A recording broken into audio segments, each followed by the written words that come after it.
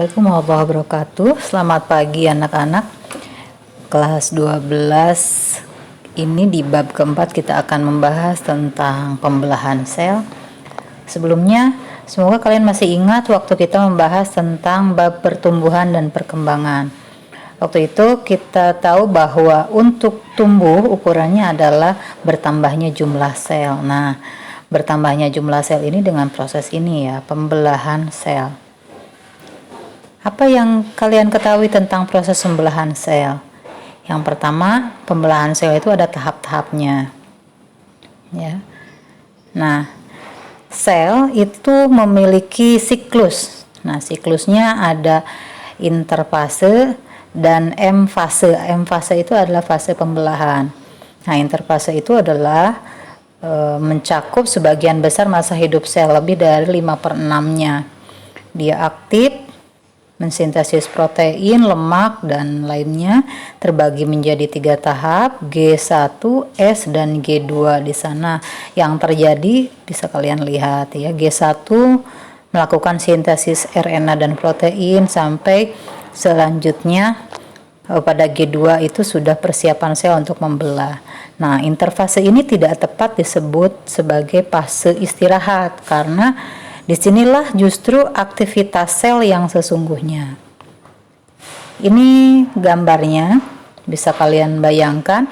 G1, S, G2 itu adalah fase yang paling lama yang dialami oleh suatu sel sebelum mengalami fase pembelahan. Jadi pembelahan baik mitosis ataupun meiosis, kemudian sampai terjadi sitokinesis, pembelahan sitoplasma, itu hanya sedikit saja dari fase hidupnya.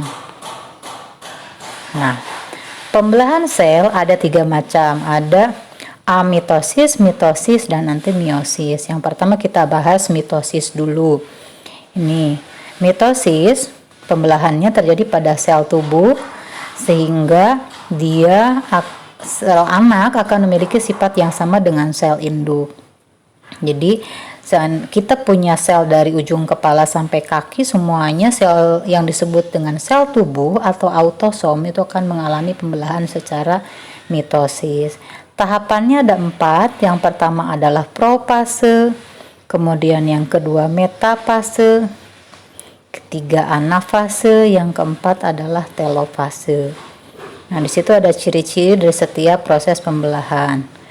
Nah, ini dengan menggunakan gambar mudah-mudahan lebih jelas. Ketika profase itu yang terjadi di mana kromosomnya mulai terlihat sangat jelas, benang-benang spindel juga terbentuk. Nah, ciri dari metafase bisa diperhatikan bahwa kromosomnya itu akan berjajar di bidang ekuator. Kemudian kalau anafase, si kromosom itu sudah membelah dan bergerak menuju kutub berlawanan, sedangkan di telofase sudah sampai di kutub berlawanan, kemudian menjadi kromatin lagi, jadi benang-benang seperti itu, tidak jelas, dan terjadi sitokinesis, yaitu pembelahan sitoplasma yang nanti diakhiri dengan terbentuknya 2 sel anakan yang baru. Nah, pembelahan yang kedua adalah meiosis. Nah, meiosis ini terjadi 2 kali, sehingga nanti hasil akhirnya adalah 4 sel anakan yang memiliki separuh kromosom dari induk. Tahapan meiosis ini sebetulnya intinya sama, tadi 4, ada profase 1, profase, metafase, anafase, telofase. Tapi karena terjadi 2 kali maka dinamakan demikian, meiosis 1. Nah, ini profase 1 ini paling panjang prosesnya.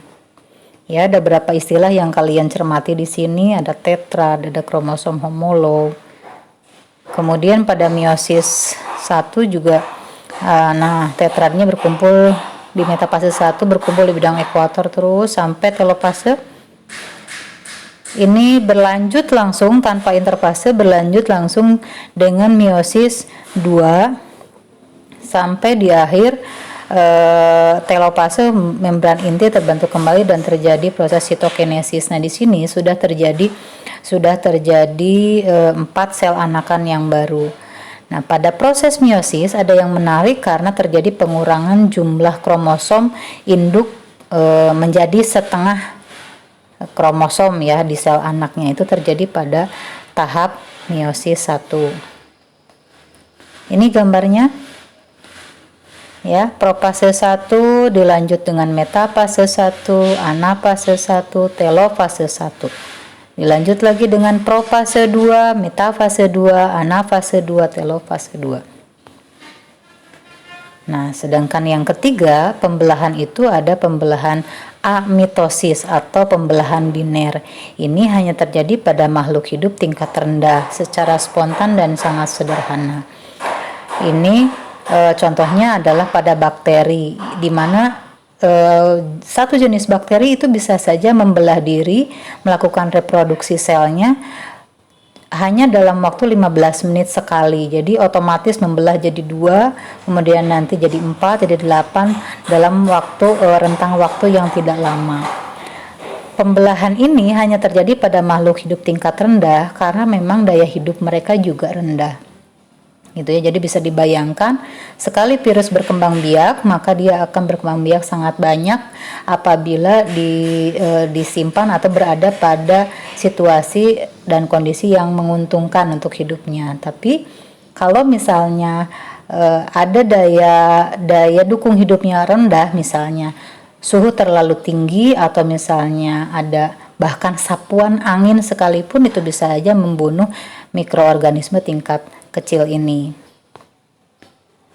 Nah, yang selanjutnya ada gametogenesis. Ini bahasan kedua dari pembelahan sel. Secara spesial dibahas karena gametogenesis ini adalah proses pembentukan sel gamet, artinya sel kelamin pada makhluk hidup.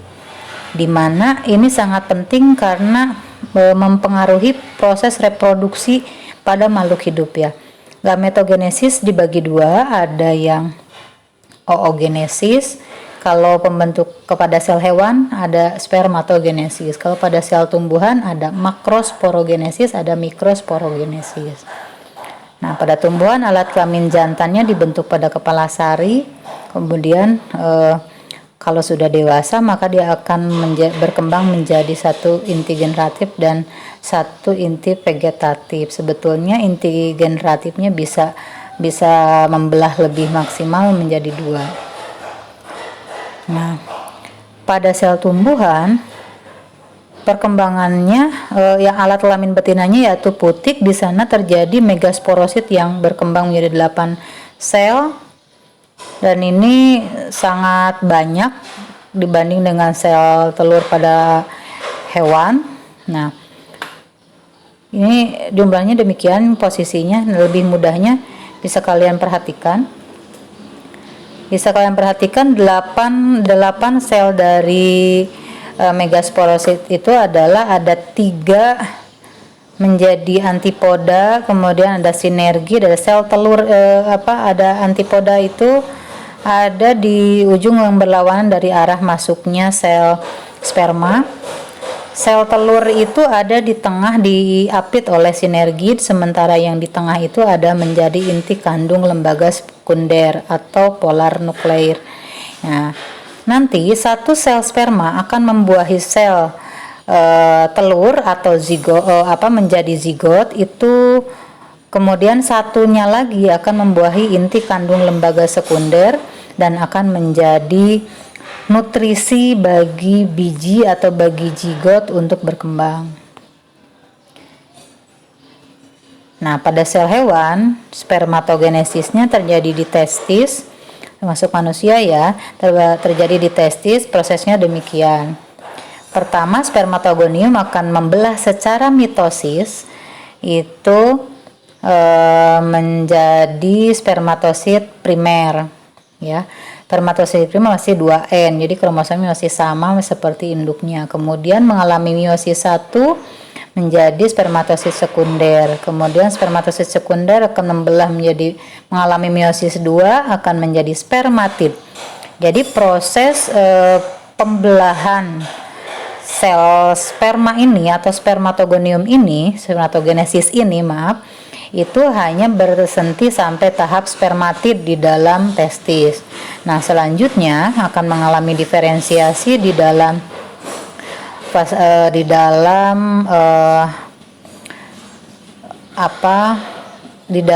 sel yang di dalam bagian yang epididymis lebih tepatnya itu akan membentuk kepala sperma dibentuk, kemudian ada ekornya, kemudian itu penyempurnaan dari sperma. Jadi awalnya belum sperma tapi masih spermatid. Nah, kalau oogenesis itu berlangsung pada ovarium. Bisa diperhatikan bedanya. Kalau tadi satu kali proses spermatogenesis akan menghasilkan 4 buah sel sperma. Kalau pada oogenesis itu ada perkembangan yang berbeda. Ada perkembangan yang berbeda ketika munculnya badan polar, ya. Jadi ada badan polar 1 dan ada badan polar 2 yang intinya akan matang itu cuma 1 sel ovum, dan 3 badan polar itu akan luruh kembali di dalam ovarium. Jadi satu kali proses spermatogenesis akan menghasilkan 4 buah sel sperma, sedangkan satu kali proses oogenesis akan menghasilkan 1 buah sel ovum dengan ukuran besar. Ini lebih jelasnya perbedaan antara mitosis dan meiosis, ya, dilihat dari tempat terjadinya. Kalau mitosis pada semua sel tubuh, sedangkan pada meiosis hanya terjadi pada sel gonad atau sel kelamin atau gamet. Walaupun pada awalnya itu diawali dengan mitosis, ya, tadi bisa kalian lihat. Yang kedua, tahap pembelahannya itu hanya 1 kali, yaitu profase, metafase, anafase, telofase saja 1 kali kalau mitosis, sedangkan kalau meiosis terjadi secara 2 kali. Kemudian pada proses metafase di mitosis itu setiap kromosom yang terdiri atas 2 kromatid berjajar di bidang ekuator. Nah, sedangkan kalau pada meiosis itu kromosom homolog terdiri atas 4 kromatid berjajar di bidang ekuator, agak sedikit berbeda ya di metafasenya. Kemudian jumlah kromosom dari mitosis itu akan sama seperti induk. Kalau induknya 2N atau diploid, maka sel anaknya juga tetap akan diploid atau 2N. Sedangkan kalau meiosis, jumlah kromosomnya akan menjadi separuh dari sel induk. Asalnya diploid atau 2N akan menjadi haploid atau N. Kemudian hasil akhir pada mitosis akan terbentuk 2 sel anak dari 1 sel induk, sedangkan kalau pada meiosis akan terbentuk 4 sel anak dari 1 sel induk. Nah, ini yang terakhir, fungsi dari mitosis itu untuk pertumbuhan, mengganti sel yang rusak, dan menjaga agar faktor genetik yang tetap. Sedangkan kalau pada meiosis menjaga agar jumlah kromosom tidak berlipat ganda apabila terjadi fusi gamet jantan dan betina. Ini bisa dipahami oleh kalian kenapa pada meiosis yang terjadi pada sel kelamin harus berubah menjadi setengah jumlah kromosom. Nah, proses meiosis ini berperan sangat penting dalam menjaga kestabilan jumlah kromosom makhluk hidup. Jadi kalian tahu bahwa kromosom makhluk hidup itu tidak akan berubah. Kalau manusia 46, maka akan tetap 46 pada keturunan selanjutnya, terus sampai akhir pun yang disebut manusia kromosomnya akan 46.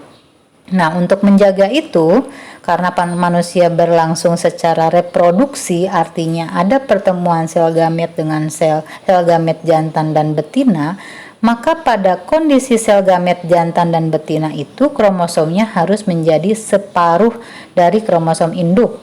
Tujuannya apabila bergabung jantan dan betina, maka jumlah kromosomnya akan menjadi sama kembali, yaitu utuh seperti awalnya. Jadi kalau pada sel gamet perempuan 23, sel gamet jantan atau laki-laki 23, supaya kalau nanti bergabung akan menjadi 46 lagi. Demikian penjelasan sederhana dari Ibu, mudah-mudahan ini mempermudah kalian cari referensi yang lebih detail, lebih jelas untuk pembelajaran yang lebih baik. Terima kasih atas waktunya. Assalamualaikum warahmatullahi wabarakatuh.